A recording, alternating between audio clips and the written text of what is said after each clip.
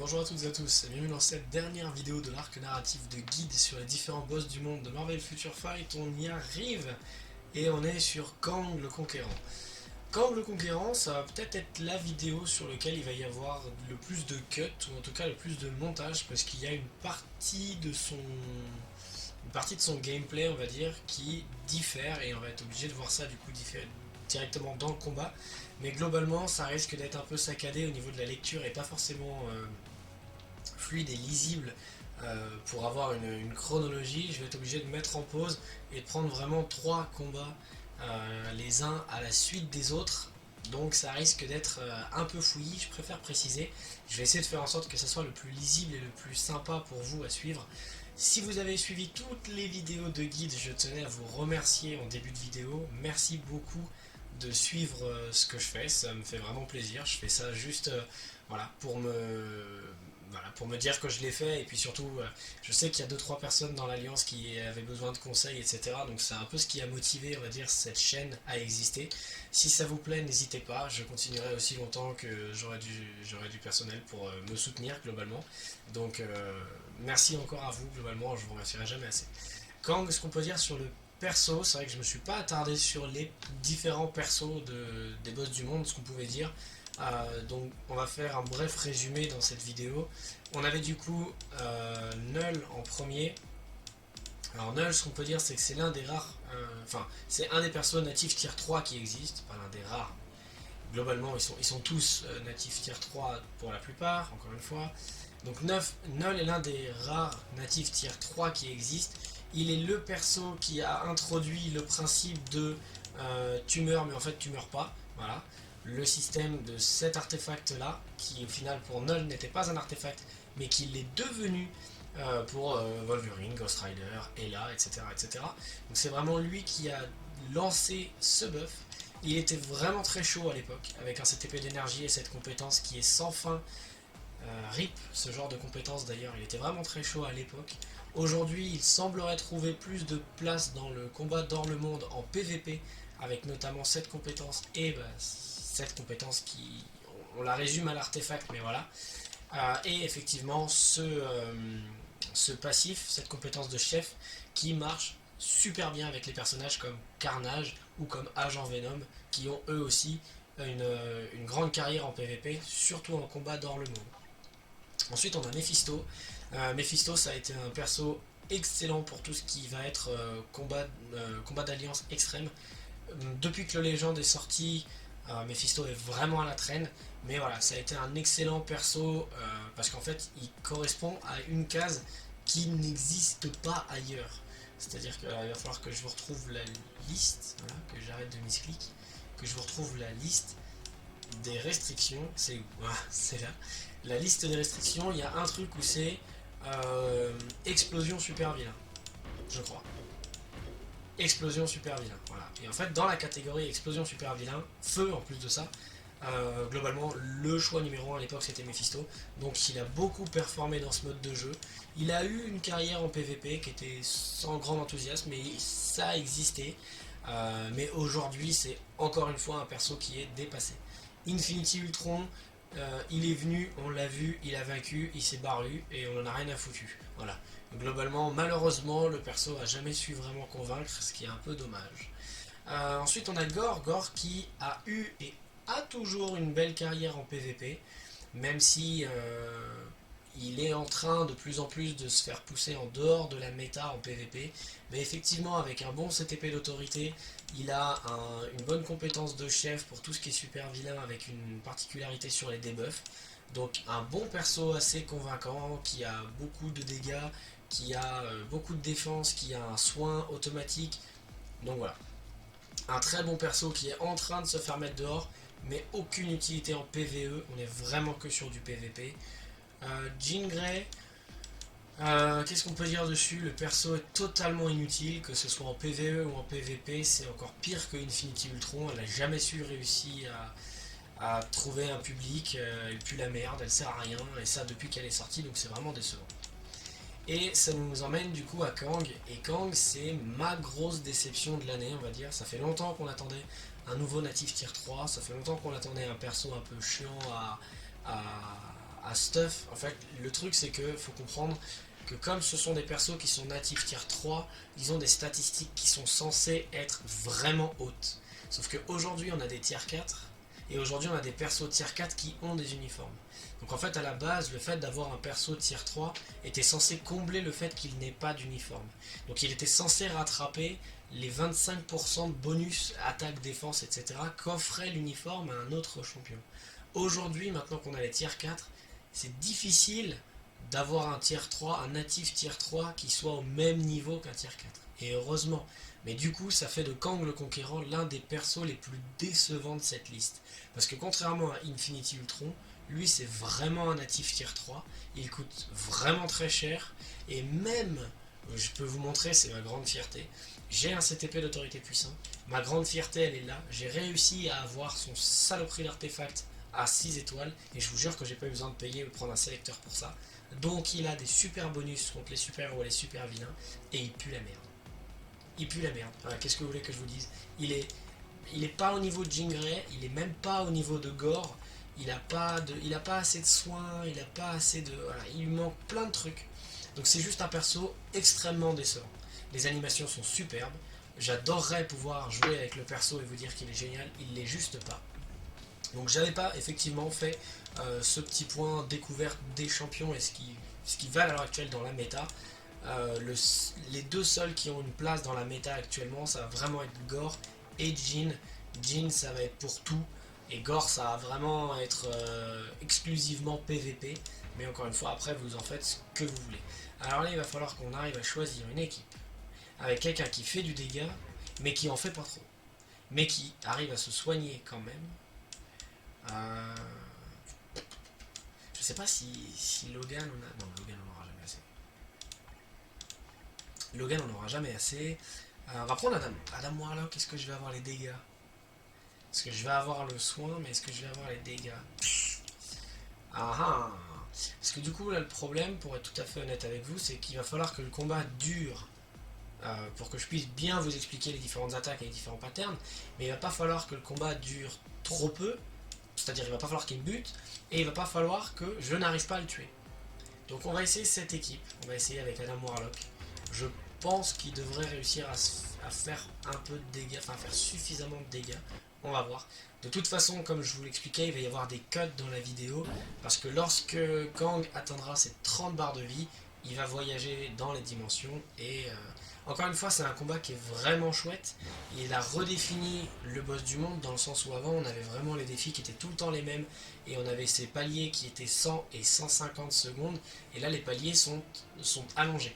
Ils sont partis du principe que ce serait pas possible de le faire en 100 secondes, donc de base, c'est 150 et 190 secondes, ou 200 secondes, je sais plus. Donc ils ont allongé les paliers de défis, donc ils ont vraiment travaillé un peu les choses, ils ont juste pas travaillé assez le champion, à mon avis. Donc voilà, on va pouvoir se lancer là-dessus. Partie du principe que dès sa première attaque, il va vous enlever la garde, d'accord? Donc si vous préparez un combo dès le début du combat, vous risquez de vous faire étourdir et de devoir recommencer, ok? Donc vous risquez de perdre du temps comme ça. Je sais pas si vous voyez les dégâts qui collent, il fait très mal, d'accord? Vraiment, Kang n'est pas un perso à prendre à la légère, il fait très mal. Donc là, vous pouvez le voir, il a commencé à sortir son espèce d'épée, il a chargé, et il est allé à ma dernière position pour faire une fameuse attaque violette. Si vous êtes dedans, vous allez prendre effectivement beaucoup de dégâts, et en plus de ça, il y a ces espèces de, je sais pas, de lames d'énergie, on peut dire, qui émanent de lui, qui donc du coup vont traverser toute l'arène, et si vous les prenez derrière, vous allez encore prendre des dégâts. Il n'y a pas grand chose à dire sur les premières barres de vie.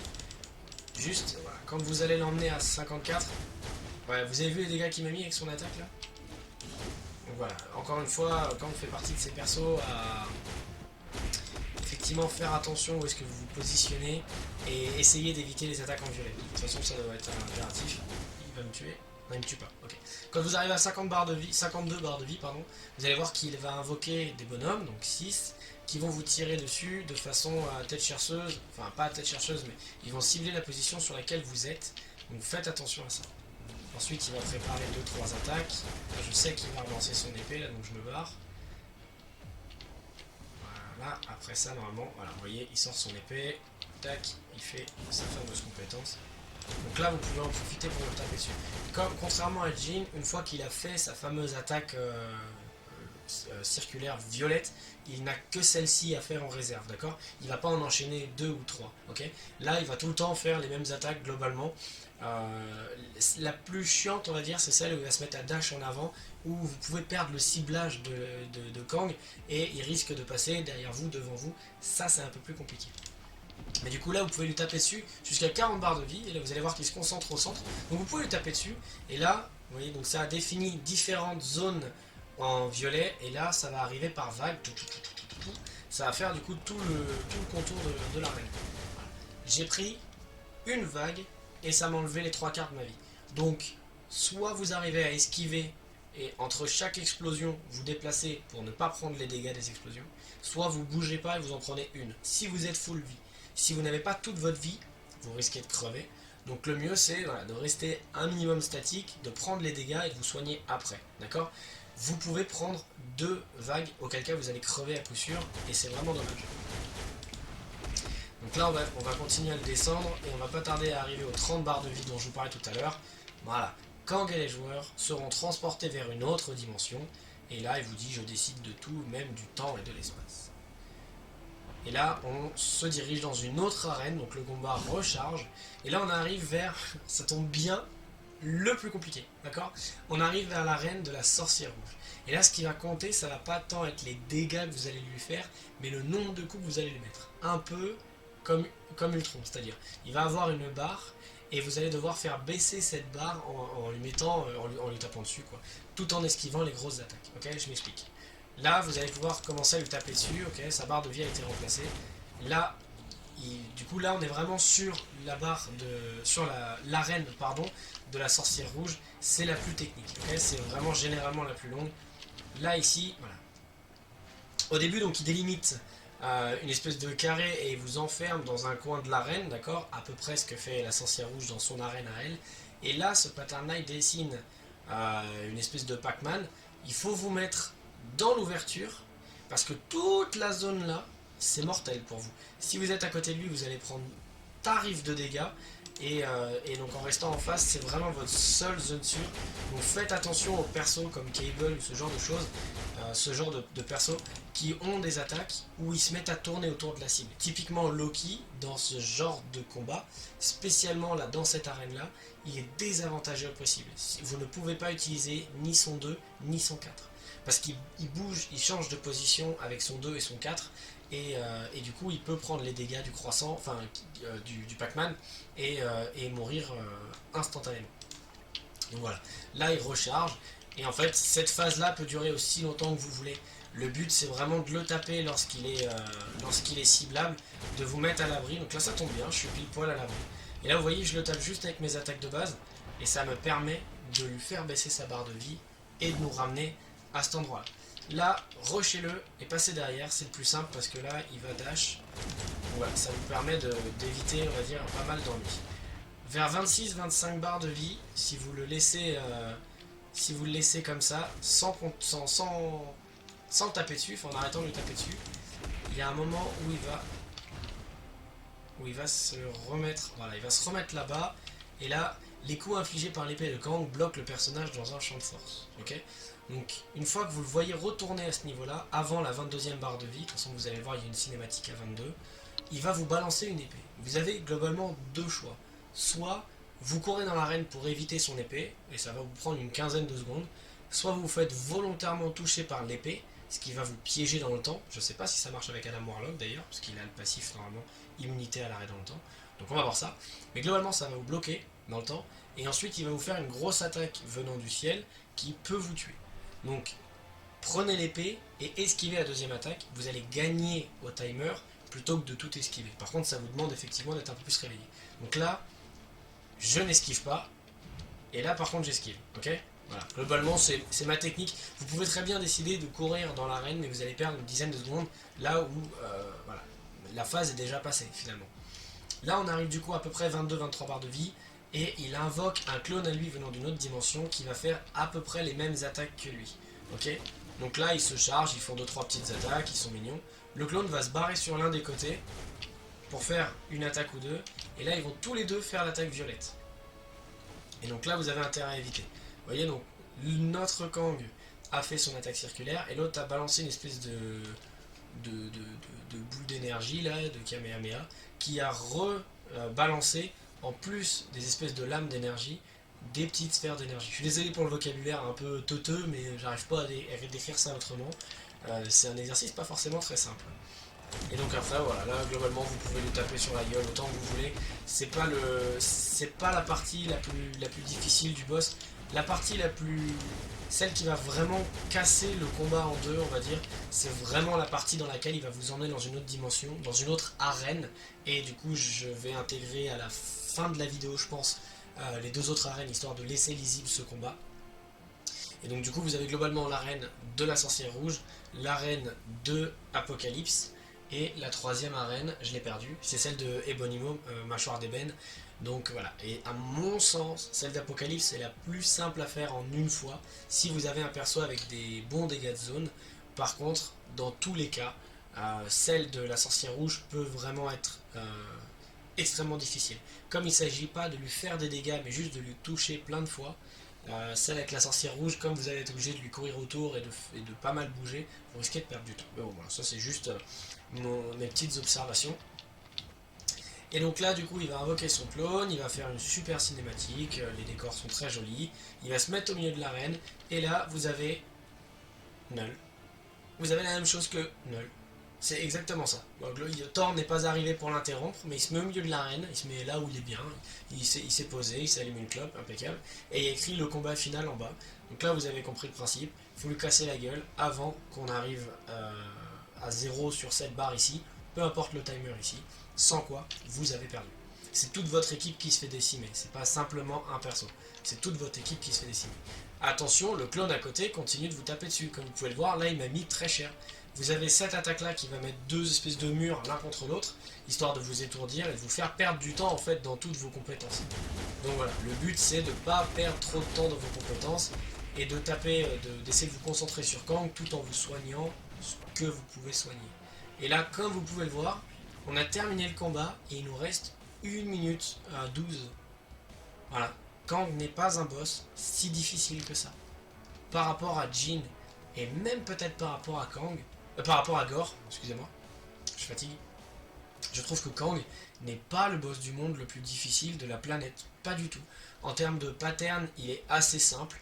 En termes de, voilà, une fois qu'on a compris les 3 zones, Scarlet Witch, etc., c'est assez simple. Il y a juste ces dégâts qui sont non négligeables parce que on est sur le boss le plus puissant, hein. On est sur le boss de niveau 6, ça veut dire qu'il a les meilleures statistiques de base par rapport aux autres, ok. Donc le niveau 20 de Kang est techniquement plus difficile que le niveau 20 de Jean Grey. Pour moi, c'est pas vrai, c'est-à-dire que Kang a beaucoup plus de statistiques, il a beaucoup plus de points de vie, beaucoup plus de défense, mais le combat fait que Kang est un boss plus simple à faire que Jin. Donc si vous avez la possibilité, encore une fois, hein, ça va dépendre de votre compte, mais si vous avez la possibilité de faire le niveau 9 de Jean Grey, je considère que vous avez largement la possibilité de faire les niveaux de Kang, le Conquérant, d'accord? À savoir que pour Kang le Conquérant, n'essayez pas de le buter avec un personnage niveau 70. Vous allez vous arracher les cheveux, ça va être très compliqué. Partez avec un perso niveau 80, ou alors partez avec un perso comme Null, qui a beaucoup de ignore esquive. Mais avec un perso niveau 80, comme vous pouvez le voir, la Adam Warlock, c'est pas le meilleur en PvP, en PvE, pardon, et j'ai réussi à faire un truc pas dégueu sans le jouer fort, vous voyez. Donc là où contre Jin, j'ai vraiment galéré tout à l'heure à essayer de faire le combat dans les temps. Là, c'est pas le timer qui me gênait, hein. Là, le timer était bien. Et je trouve que Kang est un perso plus simple, un boss comme ça fait du bien. C'est juste un boss qui est difficile parce qu'il a des gros dégâts et il faut esquiver certaines de ses attaques, mais le reste ça va tout seul. Les patterns, une fois qu'on les a fait une dizaine de fois, on les comprend et on n'a pas besoin de les refaire et on peut les faire sans mourir.